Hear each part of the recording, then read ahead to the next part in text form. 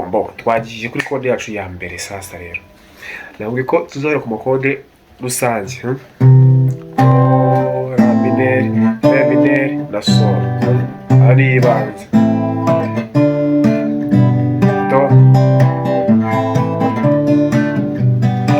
Do la mineri, re na sol no utayibanze ugomba guhera. Hari indimo nyinshi cyane, nyinshi ntabwo wanazirangiza ku isi. Ambo tekinike ya mbere rero, icya mbere ni ukumenya aho bafata, icyo ni icya mbere. Icya kabiri ni ugutsindagira. Icya gatatu ni ukuhina intoki zawe nk'uko ufashe gutya, ni uko umunota afatwa. Imyitozo mu kuyikora, hari abantu bajya bafata kode ugasanga bimwe biravuga ngo gutya.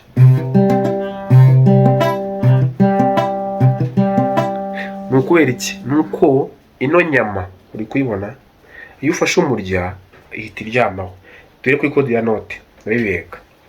Note rero ya mbere, kode ya note, kode ya mbere ya do. Do usimbuka umurya wa mbere ugafata uwa kabiri. Mubona tuno twuma tuno twumba, makasi cyangwa se amafrete, ntabwo gitari tugiye kwiga ihenga aha ngaha. Izi ni zishatu ntabwo yiharenga. Ufata umurya yamutse wose wacunga yose ntabwo azarenga hariya yose. Uzagenda ubibona ku bantu gitangira. Ubu utangiye kuza aha ngaha,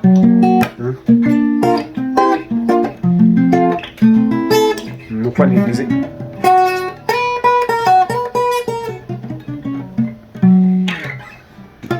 nizi bikoresho zo nyine zo mu rundi rwego, ariko izi ni zibanze kandi ni ingenzi kuzikoresha. Ndazamisha ko bakoresha kapo ku bantu bashaka kujya bakoresha kapo, nayo nzabibigisha kapo iyi ngiyi. Ku muzi ama open code gusa, abana bita ama open code atarenga aha ngaha. Open code ni zahantu tugiye kwiga rero ukuntu gitangira. Do yacu simple umurya wa mbere, fata umukazi ya kabiri, haza mbere umurya ukurikiyeho. Umurya wa mbere, umurya wa kabiri simple wa mbere, nkafata wa kabiri muri kazi ya mbere cyangwa se mu kumba ka mbere.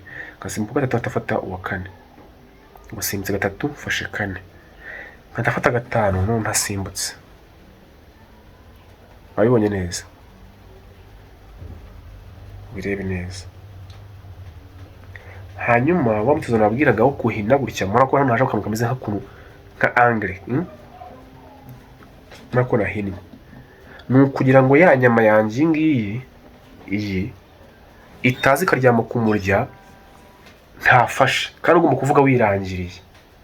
Ni mpamvu ari icwa ku mbere.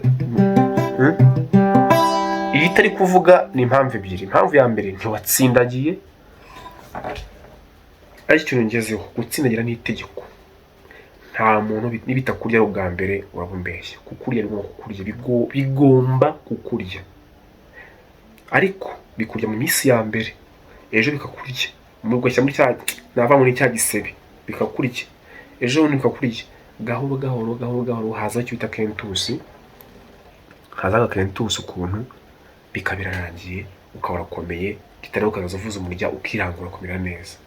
Ubwo rero tsindagira, no gutsindagira wegura intoki zawe, gikora umwitozo. Uyu mwitozo wari ingenzi, waba uri mu nzira, waba ubyutse no gufunga igipfunsi gutya, kugira ngo hano hantu imitsi yamenyere kujya hano hantu hikanda, kuba hameze gutya, kugira ngo utazaza uryamisha gutya nk'ubugiye ukaryamisha uyu hasi ukaba wabinize. Oya, eguramo. Ufatira hafi n'urwara. Inzara nizo ko nta nzara, kitwa inzara utukibagirwa. Iyo ni ado yacu. Simbuka wa mbere, nkafata wa kabiri, nkasimbuka wa gatatu, nkafata uwa kane, nkafata wa gatanu, nkasimbutse. Ikabaye do.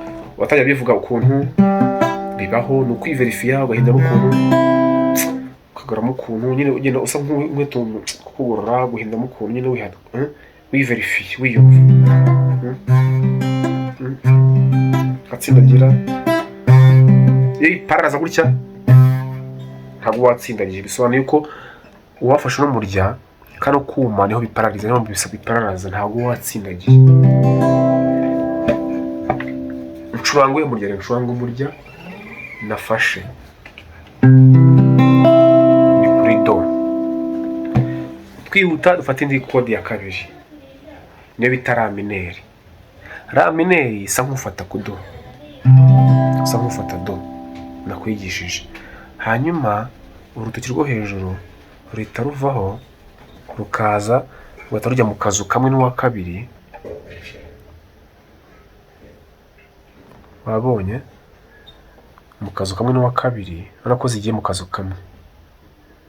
Urutahindutse n'undi wasimutse uwa mbere ufata uwa kabiri, hanyuma ugacuranga uwo hejuru y'uwo wafashe. None niba wundi wo hejuru nacurangaga undi kuri do n'ubundi, ariko ko nari muri do bitamanuka ndamanura bitafata uri munsi. Izi ebyiri ntabwo zihinduka, ndi muri do mvuye muri do, kugira ngo ngufashe kugira ngo ubyumve neza kuva muri do ujya muri la mineri ukuntu byoroha. La mineri yo tugiye kwiga, izi ngizi ebyiri ntabwo zivaho. Izi uru nguru ni bitamanura, leta ni hakanya nkasunika gutya, nkasunika kugira ngo bizijye mu kazu kamwe, muri kano karumu kamwe. Acuranga la mineri, acuranga uwo hejuru y'uwo nafashe, uwo handi mvuye muri do. Do, do, la mineri.